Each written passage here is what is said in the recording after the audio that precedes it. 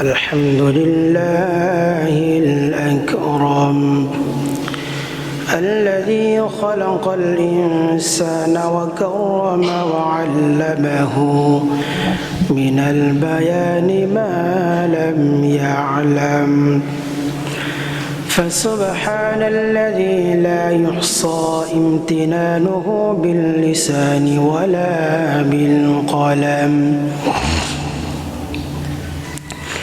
ونشهد أن لا إله إلا الله وحده لا شريك له ونشهد أن سيدنا ومولانا محمدا عبده ورسوله الذي أرسله الله تعالى بالحق بشيرا ونذيرا وداعيا إلى الله بإذنه وسراجا وقمرا منيرا أما بعد فقد قال الله تعالى في كلامه المجيد وفرقانه الحميد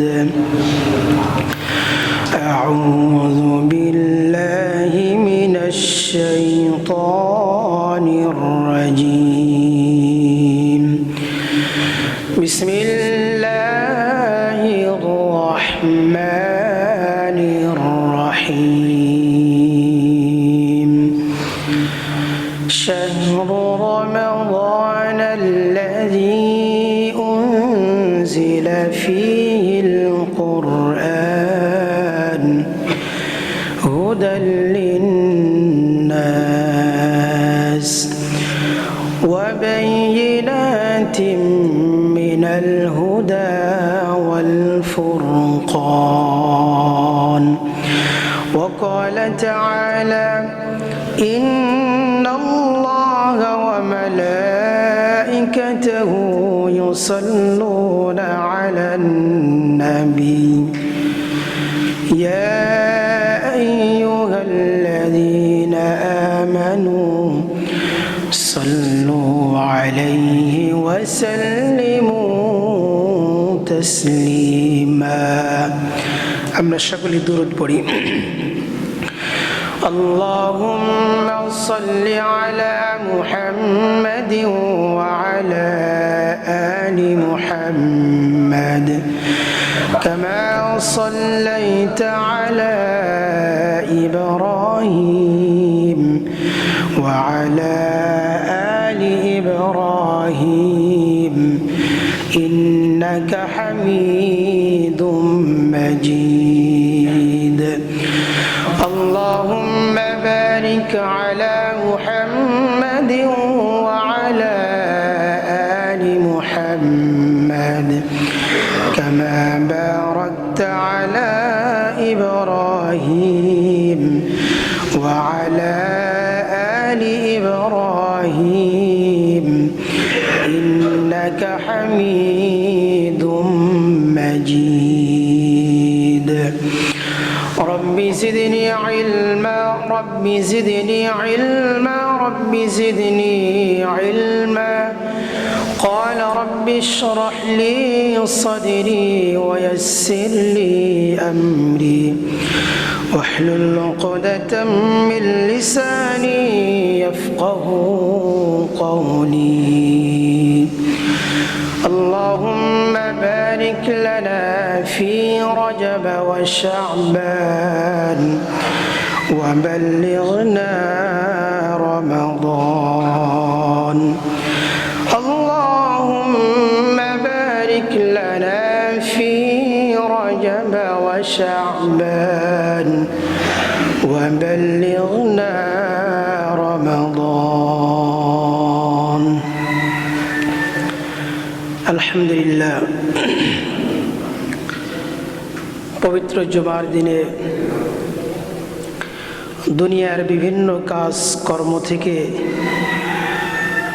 ব্যস্ততা থেকে যে আল্লাহ তাআলা আমাদের আজকের এই মুহূর্ত পর্যন্ত হায়াতকে দীর্ঘায়িত করে সুস্থ সবল রেখে জুমার সালাতের জন্য রাসূল করিম সাল্লাল্লাহু আলাইহি ওয়াসাল্লামের ভাষায় জমিনের উপরে আসমানের নিচে সর্বোত্তম দামি জায়গা আল্লাহর ঘর মসজিদে যথাসময়ে উপস্থিত হওয়ার তৌফিক দান করেছেন। এই জন্য আমরা প্রত্যেকেই আমাদের অন্তরের অন্তরস্থল থেকে ভালোবাসা নিয়ে, মহব্বত নিয়ে, জবান খুলে হৃদয়ের সবটুকু ভালোবাসা উজাড় করে উঁচু আওয়াজে একবার কালিমাতুশ শুকুর আদায় করি। সকলে পড়ি আলহামদুলিল্লাহ, আবারও পড়ি আলহামদুলিল্লাহ। একই সাথে বিশ্ব মানবতার মুক্তির দিশারি, উম্মতের কান্ডারি, রহমতের ভান্ডারি আহমদ মুস্তাফা, মোহাম্মদ মুস্তাফা, সকলে বলি সাল্লাল্লাহু আলাইহি ওয়াসাল্লাম। প্রিয় উপস্থিতি, পবিত্র মাহে রমাদান মাস আমাদের একেবারে নিকটে। 10 থেকে 11 দিন পরে আমাদের পবিত্র মাহে রমাদান মাস শুরু হবে, আল্লাহ তাআলা যদি চায়। তো এখন থেকেই আমাদেরকে পরিকল্পনা করতে হবে, রুল তৈরি করতে হবে এবং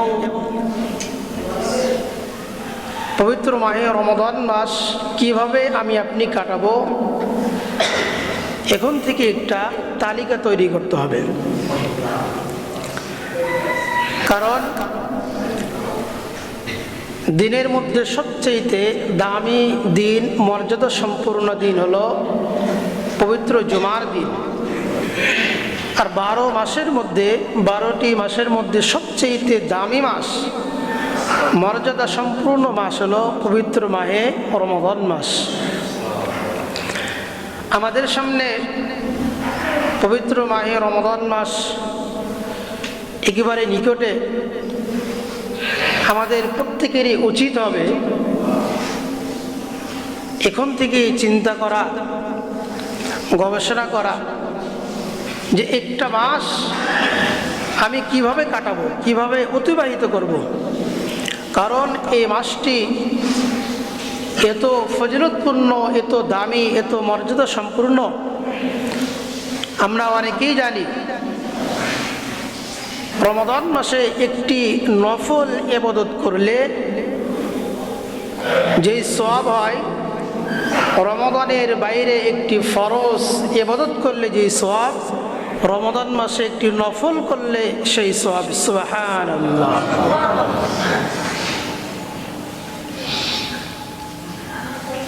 তো মুহতারাম হাজিরিন, রমাদান মাসের আমরা অনেকে প্রস্তুতি নিচ্ছি। ইফতারির আয়োজন কি হবে, সেহরির আয়োজন কি হবে।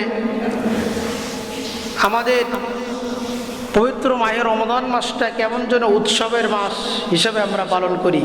ভালো ভালো খাবার খেতে হবে রমাদান মাসে, এমন কোনো নজির নাই।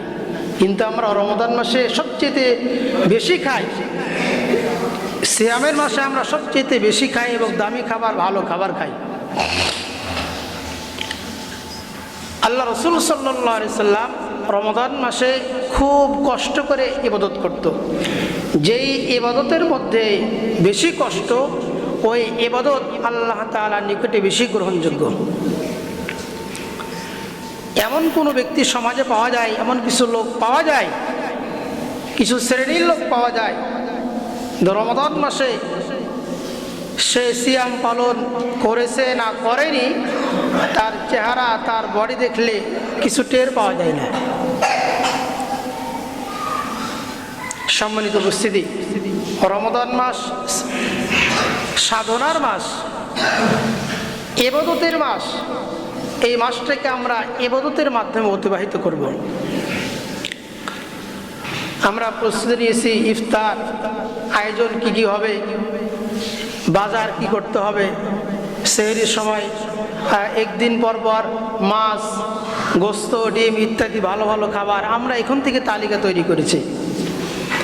আমাদের উচিত ইবাদতের তালিকা তৈরি করা। 5 ওয়াক্ত সালাত জামাতের সাথে যতই আমার ব্যস্ত থাক, জামাত 1 মাস আমি জামাতের সাথে আদায় করব ইনশাআল্লাহ, এটা অঙ্গীকার করতে হবে। এবং পবিত্র মাহে রমজান মাসে তাহাজ্জুদের নামাজ, আল্লাহ তাআলা বলেন وَمِنَ اللَّيْلِ فَتَهَجَّدْ بِهِ نَافِلَةً لَكَ عَسَىٰ أَن يَبْعَثَكَ رَبُّكَ مَقَامًا مَحْمُودًا। আল্লাহ তাআলা বলেন, যেই ব্যক্তি প্রশংসিত স্থানে প্রতিষ্ঠিত হতে চায়, ভালো কিছু অর্জন করতে চায়, চাই দুনিয়াতে হোক পরকালে হোক, সে যদি ভালো কিছু অর্জন করতে চায়, ব্যবসার মধ্যে ভালো ব্যবসায়ী হতে চায়, চাকরির মধ্যে ভালো উন্নত মানের চাকরি হতে চায় ইত্যাদি, যে কোনো পজিশনে সে ভালো কিছু হতে চায়, তাহলে তাহাজ্জুদ নামাজের, তাহাজ্জুদ সালাতের কোনো বিকল্প নাই। যত মনীষী, যত বড় বড় লেখক দেখবেন এবং আল্লাহর ওলি দেখবেন, তাহাজ্জুদের নামাজ ছাড়া কেউ ওলি হতে পারে না, তাহাজ্জুদের নামাজ ছাড়া কেউ ভালো কিছু অর্জন করতে পারে না। وَمِنَ اللَّيْلِ فَتَهَجَّدْ بِهِ نَافِلَةً لَكَ عَسَىٰ أَن يَبْعَثَكَ رَبُّكَ مَقَامًا مَحْمُودًا। পবিত্র মাহে রমজান মাসে আমরা তাহাজ্জুদের সালাতকে বাধ্যতামূলক করে নেব। কারণ তাহাজ্জুদের সালাতের সময় তো আমরা সেহরি খাই, সবাই তো আমরা উঠি, ওই সময় একটু যদি আমার সময় না থেকে অন্ততপক্ষে 2 রাকাত, তবে আমরা সকলেই চেষ্টা করব 8 রাকাত তাহাজ্জুদের নামাজ পড়ার চেষ্টা করব। আল্লাহ রসুল 8 রাকাত পড়তেন। তাহাজ্জুদের নামাজ মানুষকে দেখানোর জন্য হয় না, এই নামাজ অনেক দামি নামাজ, এই নামাজ মানুষকে অনেক দূরে নিয়ে যায়। যে কথা বলছিলাম, পবিত্র মাহে রমজান মাস আমি আপনি কিভাবে অতিবাহিত করব, কাটাবো, এর একটা রুল, একটা তালিকা তৈরি করতে হবে। এই রমজান মাসের বরকত আর ফজিলত, দাম একমাত্র এই মাসের মধ্যে যে গ্রন্থ, যে কিতাব, যে বই অবতীর্ণ হয়েছে আল কোরআন, এই কোরআনের কারণেই এই রমজান মাসের বরকত আর ফজিলত আর সম্মানিত মাস। এই জন্য এই পবিত্র মাহে রমজান মাসে আমরা বেশি বেশি কোরআনুল কারীম তেলাওয়াত করব। তেলাওয়াত না পারলে শিখব, আমরা যারা পারি তেলাওয়াত করতে আমরা আরো সুন্দর করার চেষ্টা করব।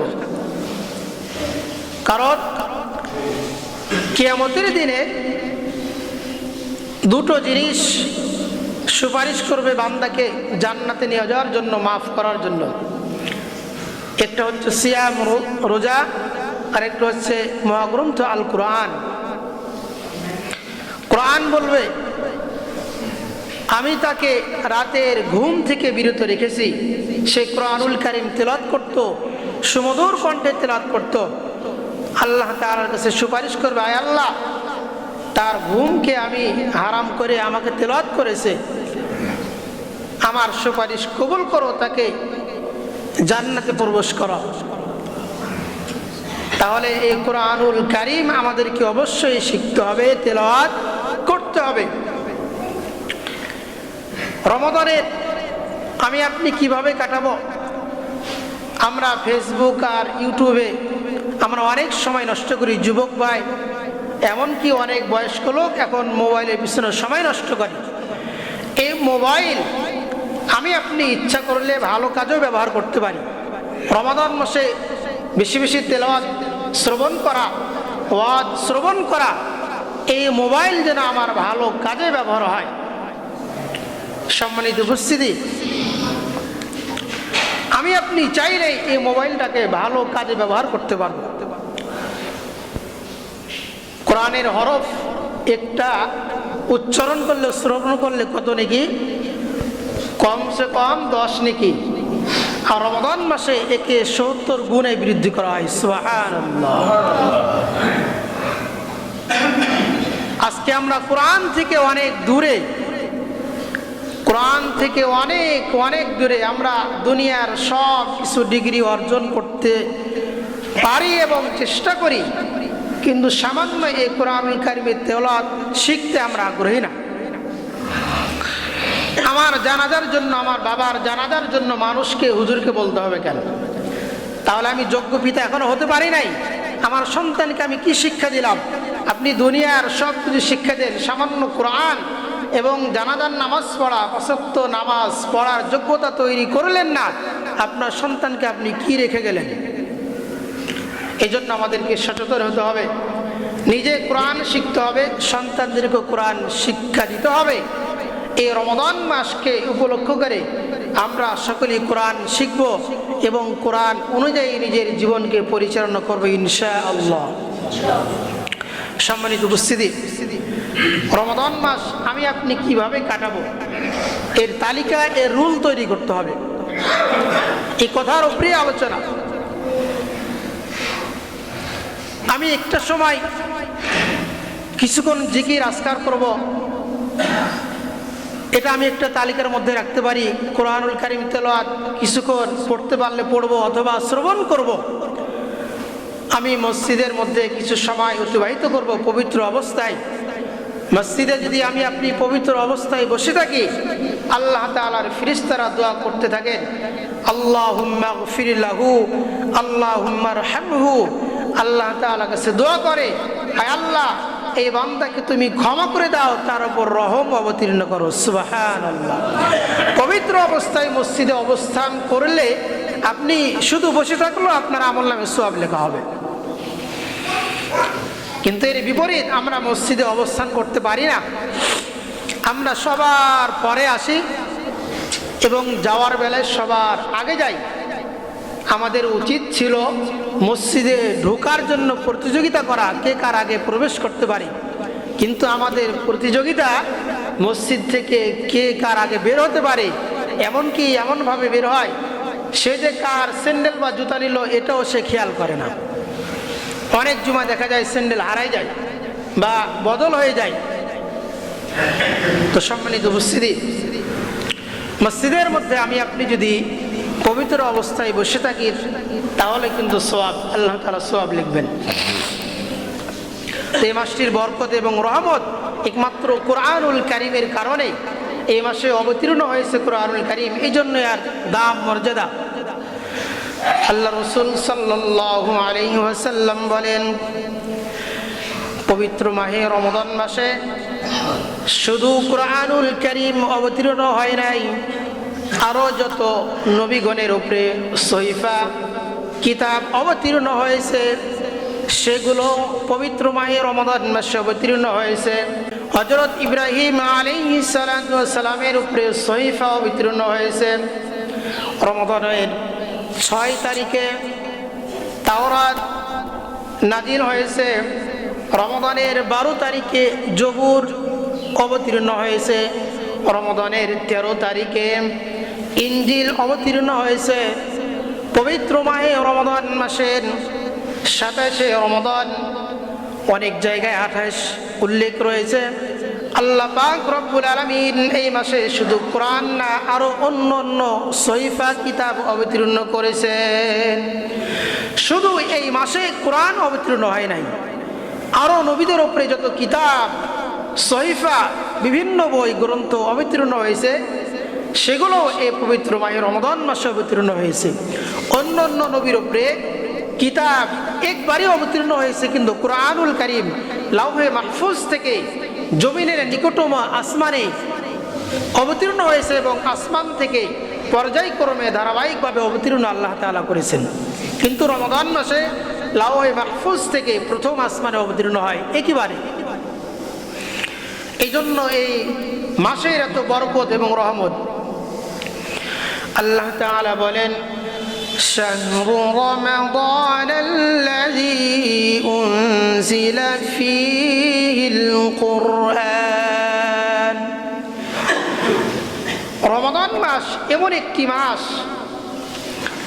এমন একটি মাস, উনজিলা ফীহিল কুরআন, যাতে আল্লাহ তাআলার কুরআন অবতীর্ণ হয়েছে, নাজিল হয়েছে। হুদাল লিন্নাস ওয়া বাইনাতিন মিনাল হুদা ওয়াল ফুরকান। হুদাল লিন্নাস, মানুষের হেদায়েতের জন্য এই কোরআন অবতীর্ণ হয়েছে। মানুষের ব্যক্তিগত জীবন, মানুষের পারিবারিক জীবন, মানুষের সামাজিক জীবন, মানুষের রাষ্ট্রীয় জীবন, আন্তর্জাতিক পর্যন্ত জীবন, মানুষ যদি এই কোরআনকে সামনে রেখে তার জীবনকে পরিচালনা করে, তাহলে আল্লাহ তাআলা সেই মানুষকে হেদায়েতের উপরে প্রতিষ্ঠিত রাখবেন। তাহলে আমি আপনি যদি ব্যক্তিগত জীবন থেকে যেখানেই দেখবেন যে জায়গায় কোরআন নাই, যেই সমাজে কোরআন নাই, যেই পারিবারিক জীবনে কোরআন নাই, ব্যক্তি জীবনেও কোরআন নাই, ওই জায়গায় কখনো শান্তি প্রতিষ্ঠিত হতে পারে না। মানুষের মস্তিষ্ক তৈরি আইন দ্বারা কখনো শান্তি প্রতিষ্ঠা করতে পারে না, কখনোই পারবে না। হুদাল লিন্নাস, আল্লাহ তাআলা এই কোরআনকে অবতীর্ণ করেছেন মানুষের হেদায়েতের জন্য। আল্লাহ রাসূল সাল্লাল্লাহু আলাইহি ওয়াসাল্লাম সেই জামানায় যখন কোরআন অবতীর্ণ হয় নাই, কোরআন যখন আসে নাই, তখন সেই যুগটাকে জাহিলিয়ার যুগ বলা হতো, বর্বরতার যুগ বলা হতো। সেই যুগে এমন কোনো পাপ, এমন কোনো অন্যায়, এমন কোনো গুনাহ, এমন কোনো অপরাধ নাই হতো না। এমনকি জীবন্ত কন্যাকেও দাফন করা হতো, এমন কোনো পাপ নাই সেই যুগে করা হতো না। আল্লাহ রাসূল সাল্লাল্লাহু আলাইহি ওয়াসাল্লাম সেই জাহিলির যুগকে সোনালী যুগে পরিণত করেছেন একমাত্র এই কোরআনুল কারীমের আইন দ্বারা। সেই সমাজকে সোনালী যুগে পরিণত করেছেন। তাহলে আমার যদি ব্যক্তিগত জীবনে যদি শান্তি যদি না পাই, দেখা যায় অনেক সময় টাকা পয়সা বাড়ি গাড়ি সব কিছু আছে, কিন্তু আমার কাছে কোরআন নাই। এই কোরআন দেওয়ার উদ্দেশ্য হলো মানুষ দুনিয়াতে শান্তি এবং পরকালে মুক্তি পাবে। এই জন্য তো কোরআন অবতীর্ণ করা। মানুষ কিভাবে গুনাহ থেকে বাঁচতে পারে, জাহান্নাম থেকে বাঁচতে পারে, জান্নাত লাভ করতে পারে, এই জন্য এই কোরআনুল কারীম অবতীর্ণ করেছেন। ওয়াবাইনাতিম মিনাল হুদা ওয়াল ফুরকান, এই কোরআনুল কারীম হক এবং বাতিলের পার্থক্যকারী, অর্থাৎ কোনটা মন্দ কাজ, কোনটা ভালো কাজ। এই কোরআনের জ্ঞান যদি আমার আপনার মধ্যে থাকে, কোনটা পাপ কাজ, কোনটা ভালো কাজ, কোনটা অন্যায়, কোনটা নেই, আমি আপনি সেটা বলতে পারবো বা জানতে পারবো যদি আমার আপনার মধ্যে কোরআনের জ্ঞান থাকে। আর যদি কোরআনের জ্ঞান না থাকে, তাহলে কখনোই আমি আপনি ভালো মন্দ যাচাই করতে পারবো না। তাহলে এই কোরআন ছাড়া আমি আপনি জীবনে কখনো শান্তি প্রতিষ্ঠিত করতে পারবো না। তো মুহতারাম হাজিরিন, এই পবিত্র মাহে রমাদান মাসে কোরআন অবতীর্ণ হয়েছে। এই জন্য আমাদেরকে কোরআন বেশি বেশি তেলাওয়াত করতে হবে, কোরআন শিখতে হবে, কোরআন শ্রবণ করতে হবে। এবং এই পবিত্র মাহে রমাদান মাস আমি আপনি কিভাবে কাটাবো, এর উপরে আলোচনা হচ্ছে। আমাকে আপনাকে একটা তালিকা করতে হবে। ভালো কাজ কি কি করব এক পৃষ্ঠায় উল্লেখ করবেন, কোন সময় কোন কাজ করব আরেক পৃষ্ঠায় উল্লেখ করবেন। রমাদানের বাইরে এখন থেকেই আজ থেকে নিয়ত করবেন, তাওবা করবেন। আমার যে গুনাহ রয়েছে, গুনাহ থেকে ফারেক হতে হবে, তাওবা করতে হবে। কিছু কিছু গুনাহ, যেমন আমি একটা নিয়ত করতে পারি, দৃঢ় সংকল্প করতে পারি যে রমাদানের বাইরে আমি ক্লিন শেভ করতাম, দাড়ি কাটতাম, এই পবিত্র মাহে রমাদান মাসে আমি আর দাড়ি কাটবো না। আমি রমাদানের বাইরে সুদ খেতাম, আমি আর সুদ খাবো না। ঘুষ খেতাম, ঘুষ খাবো না। মিথ্যা কথা বলতাম, মিথ্যা কথা বলবো না। গীবত, শিকায়েত, মানুষকে অন্যায়ভাবে গালিগালাজ করা, ইত্যাদি যত পাপ রয়েছে পাপ থেকে বিরত থাকব। যত পাপ রয়েছে একটা একটা করে তালিকা করবেন আমার দ্বারা কি পাপ হয়, কি পাপ হয়েছে। দেখা যাবে আমার আপনার আমলে যখন জজবা তৈরি হবে, গুনাহ যখন কমে যাবে, রমাদান মাসে অটোমেটিক আমল করতে আগ্রহী হবে। মুহতারাম হাজিরিন, বিভিন্ন কাজের ভালো কাজ করতে গেলে আমাদেরকে আগে থেকে পরিকল্পনা করতে হয়, প্রস্তুতি গ্রহণ করতে হয়। হঠাৎ করে কোনো কাজ করা যায় না, কোনো কাজ করা যায়। যেমন নামাজ পড়তে গেলে ওযু করতে হয়, পবিত্রতা অর্জন করতে হয়, আরও আনুষঙ্গিক কাজ সেগুলো করতে হয়। তাহলে আমাদের পবিত্র মাহে রমাদান মাস আমি আপনি কিভাবে কাটাবো সেই পরিকল্পনা করে আল্লাহ তাআলা আমাদের সকলকে রমাদান মাসের হক আদায় করার জন্য তৌফিক দান করে সকলে বলি আল্লাহুম্মা আমিন। ওয়া আখিরু দাওয়ানা আলহামদুলিল্লাহি রাব্বিল আলামিন।